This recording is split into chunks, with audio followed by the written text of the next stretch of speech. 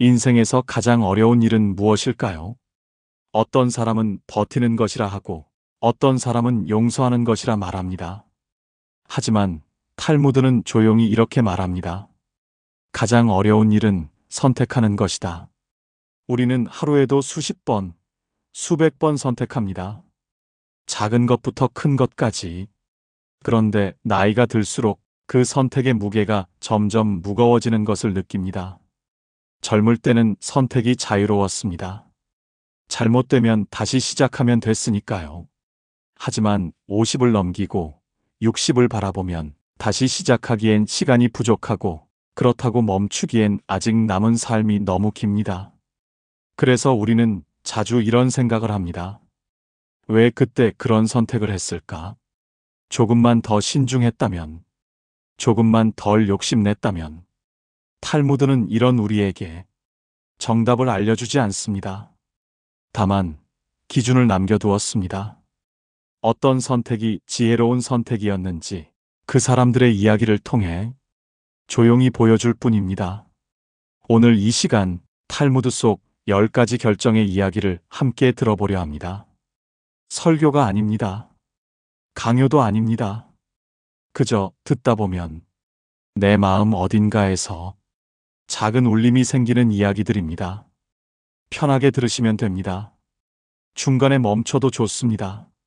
잠들기 전 차 한 잔 앞에 두고 조용히 듣기 좋은 이야기들입니다. 그럼 시작하겠습니다. 첫 번째 이야기. 당장 이익보다 오래 남는 평판을 택한 결정. 어느 마을에 곡식 상인이 있었습니다. 흉년이 들었습니다. 곡식값이 치솟았습니다. 상인에게는 두 가지 선택지가 있었습니다. 첫째, 지금 당장 비싼 값에 팔아 큰 돈을 번다. 둘째, 평소 가격 그대로 팔아 사람들을 돕는다. 상인은 고민했습니다. 이건 장사의 기회였으니까요. 그런데 그는 이렇게 생각했습니다. 이 마을 사람들은 내년에도, 후년에도, 10년 뒤에도 여기 살 것이다. 그들이 나를 어떻게 기억할 것인가? 상인은 평소 값에 곡식을 팔았습니다. 사람들은 그를 기억했습니다. 그가 죽은 뒤에도, 그의 자식들까지도 그 마을에서 존중받았습니다. 탈무드는 이렇게 말합니다. 당장의 이익은 주머니를 채우지만 오래 남는 평판은 가문을 세운다. 우리는 어떤 선택을 해왔을까요? 당장 손에 쥐어지는 것을 선택했는지, 아니면 나중에도 떳떳한 쪽을 선택했는지. 50이 넘으면 이미 그 결과를 보고 있습니다. 사람들이 나를 어떻게 기억하는지, 그것이 바로 내가 선택한 것들의 총합입니다. 이제 남은 선택은 조금 더 천천히, 조금 더 떳떳하게 해도 괜찮습니다. 시간이 없어서 서두를 나이가 아닙니다. 오히려 시간이 귀해서 더 신중해야 할 나이입니다. 잠시 멈춰서 생각해 보셔도 좋겠습니다. 두 번째 이야기. 말하지 않는 쪽을 선택한 침묵의 결정.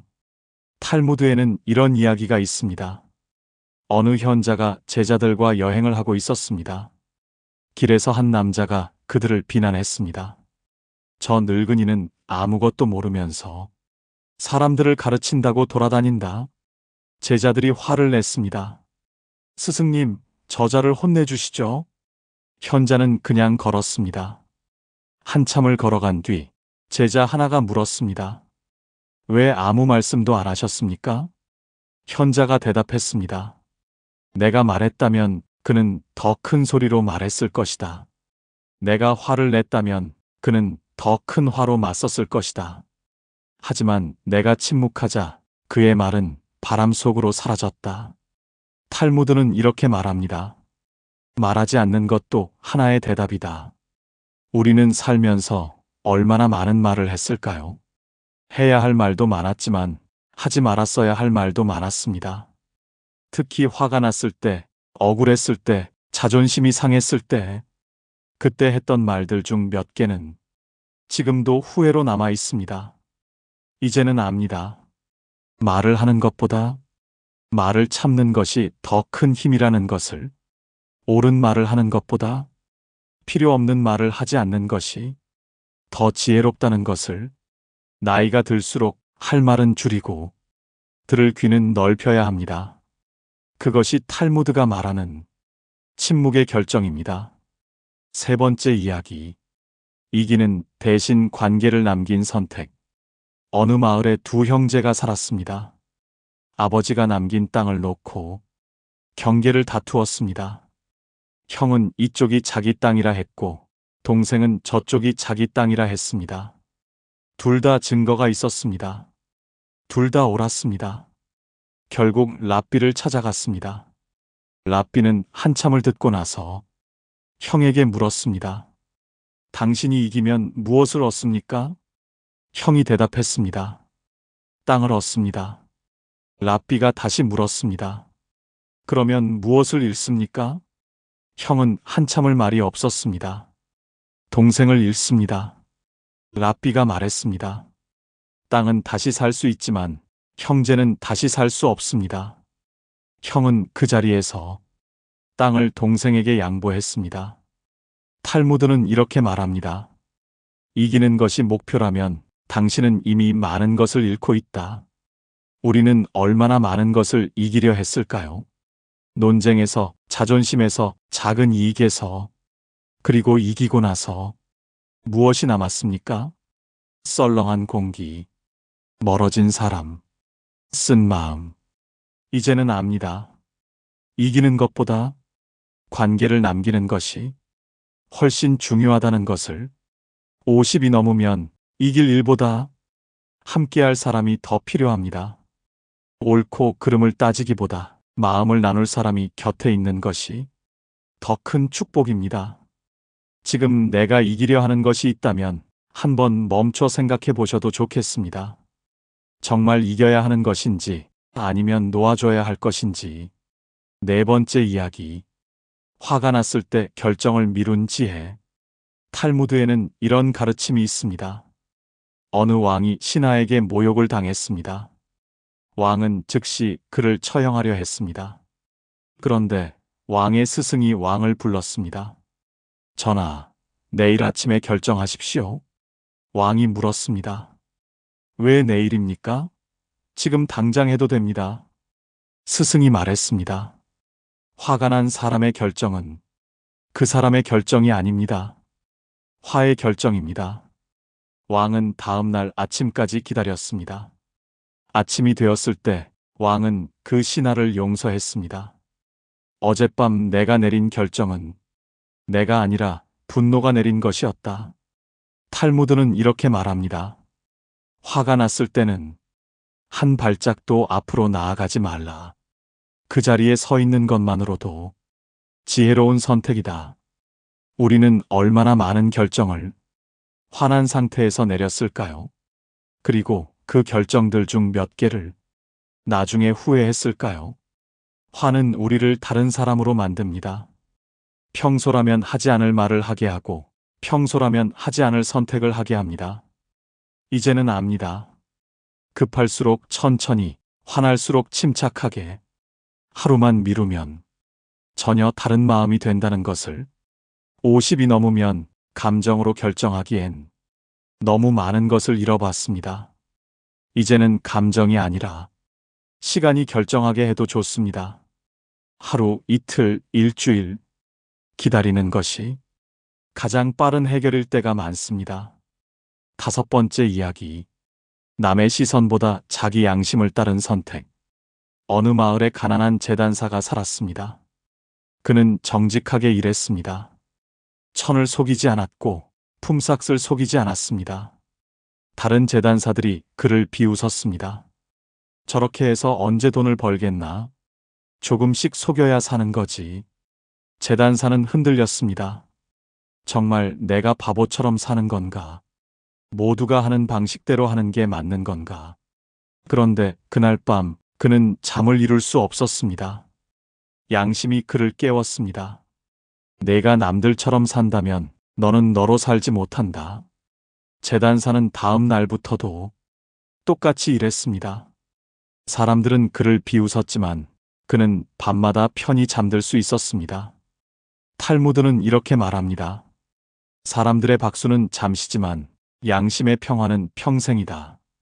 우리는 얼마나 많은 선택을 남의 시선을 의식하며 했을까요? 사람들이 뭐라 할까? 남들도 다 이렇게 하는데. 그렇게 남의 기준으로 살다 보면 어느 순간 내가 사라집니다. 이제는 압니다. 남들이 인정해주는 삶보다 내가 부끄럽지 않은 삶이 더 중요하다는 것을. 50이 넘으면 남의 평가보다 내 마음의 평화가 우선입니다. 잠들기 전 오늘 하루를 돌아봤을 때 떳떳하면 그것으로 충분합니다. 6번째 이야기. 가지지 않기로 결정한 용기. 탈무드에는 이런 이야기가 전해집니다. 어느 부자가 시장에 갔습니다. 그곳에는 아름다운 물건들이 가득했습니다. 비싼 옷, 귀한 보석, 화려한 가구. 부자는 돈이 많았으니 무엇이든 살 수 있었습니다.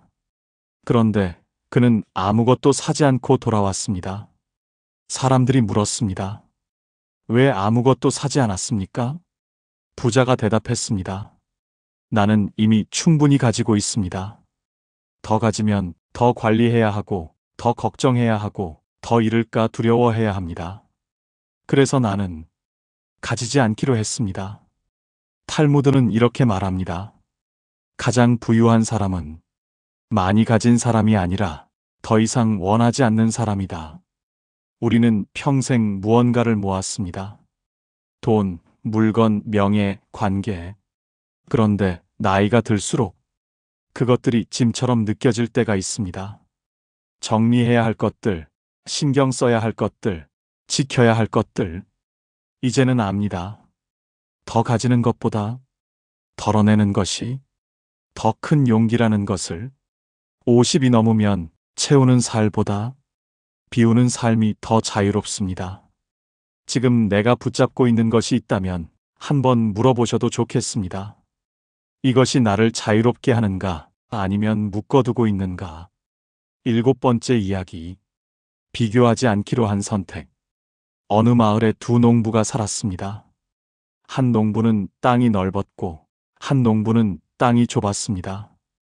땅이 좁은 농부는 늘 불만이었습니다. 왜 나는 저 사람만큼 갖지 못했을까? 그는 매일 이웃의 밭을 바라보며 부러워했습니다. 그러다 어느 날 그의 아들이 물었습니다. 아버지, 우리 밭의 곡식은 언제 거두나요? 농부는 그제야 자기 밭을 봤습니다. 곡식이 무르익어 있었습니다. 하지만 그는 너무 이웃 밭만 보느라 자기 밭을 돌보지 못했습니다. 탈무드는 이렇게 말합니다. 이웃의 밭을 부러워하는 사람은 자기 밭을 망친다. 우리는 얼마나 많은 시간을 남과 비교하며 살았을까요? 남의 집, 남의 차, 남의 자식, 남의 성공, 남의 행복. 그렇게 남을 보느라 정작 내 것을 놓쳤을 때가 많습니다. 이제는 압니다. 비교는 끝이 없고 비교 속에서는 행복도 없다는 것을.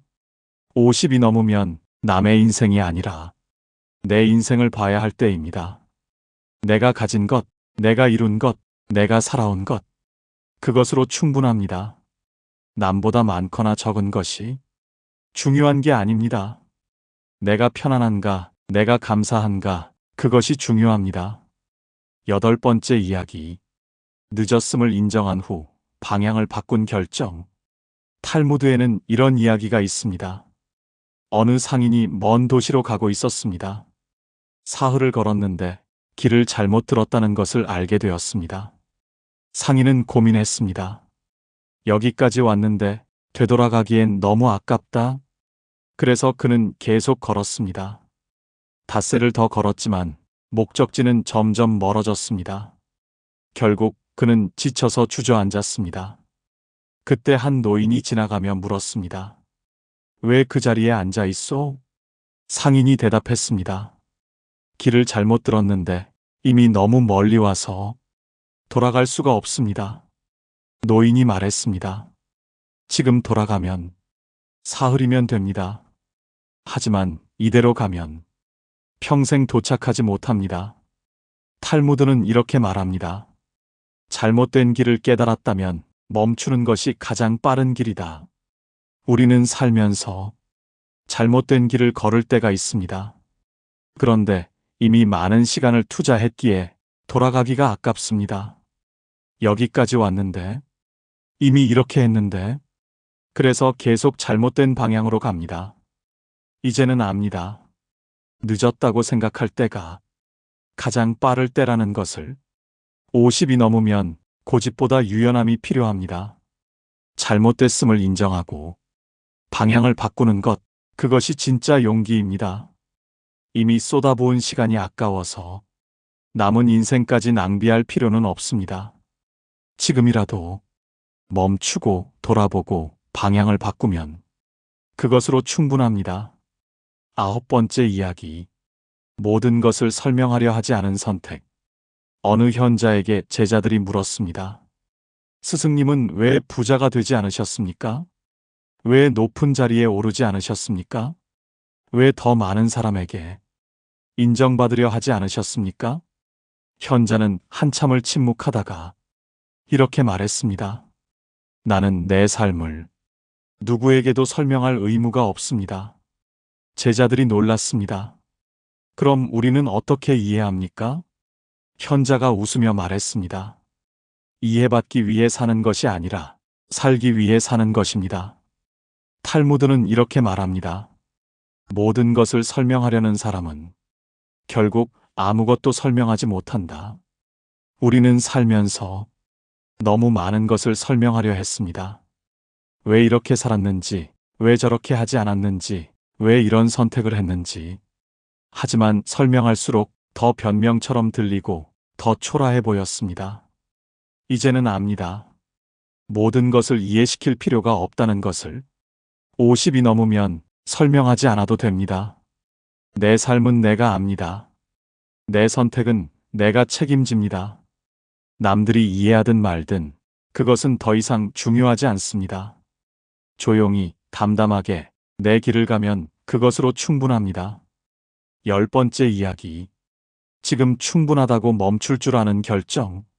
탈무드의 마지막 이야기입니다. 어느 왕이 신하에게 물었습니다. 세상에서 가장 어려운 일이 무엇이냐? 신하들은 각자 대답했습니다. 전쟁에서 이기는 것입니다. 백성을 다스리는 것입니다. 불을 쌓는 것입니다. 왕은 고개를 저었습니다. 아니다.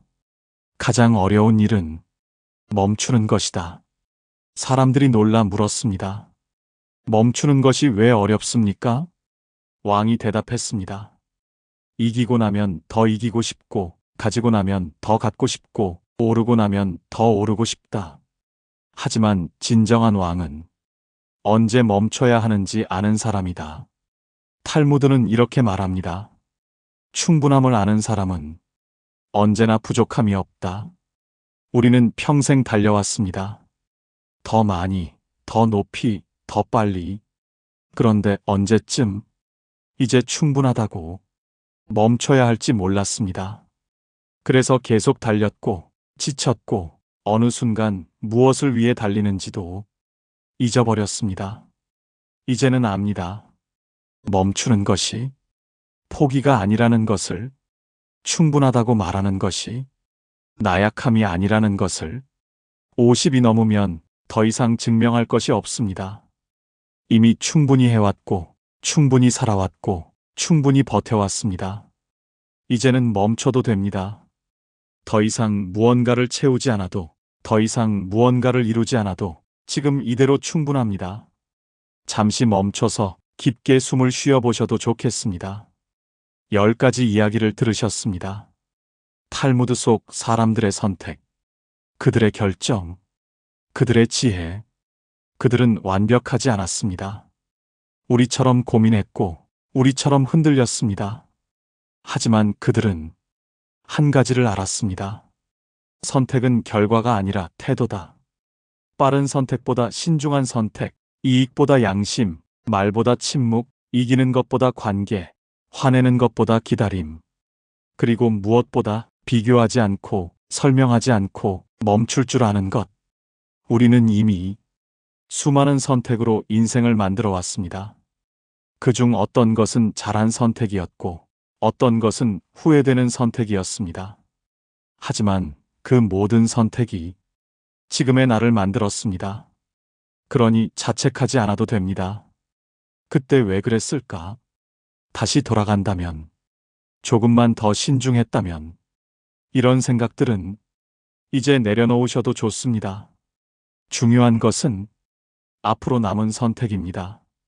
그 선택은 조금 더 조용하고 조금 더 나를 편안하게 하는 방향이면 충분합니다. 더 이상 세상에 증명할 것도 남에게 보여줄 것도 없습니다. 이제는 오직 나를 위한 선택을 해도 됩니다. 탈무드는 이렇게 말합니다. 지혜로운 사람은 모든 것을 얻으려 하지 않는다. 다만 필요한 것을 안다. 당신에게 지금 필요한 것은 무엇입니까? 더 많은 것이 아니라 편안한 마음. 더 높은 자리가 아니라 평온한 하루. 더 큰 성공이 아니라 조용한 감사. 그것이면 충분합니다. 오늘 밤 잠들기 전 이렇게 중얼거려 보셔도 좋겠습니다. 나는 이미 충분히 해왔다. 나는 이미 충분히 살아왔다. 이제는 조금 쉬어도 된다. 그리고 깊이 숨을 쉽니다. 한 번, 두 번, 세 번. 마음을 내려놓습니다. 지금 이 순간 당신은 충분합니다. 이 이야기가 당신의 밤을 조금 더 편안하게 했기를 바랍니다. 내일 아침 조금 더 가벼운 마음으로 눈을 뜨시길 바랍니다. 감사합니다.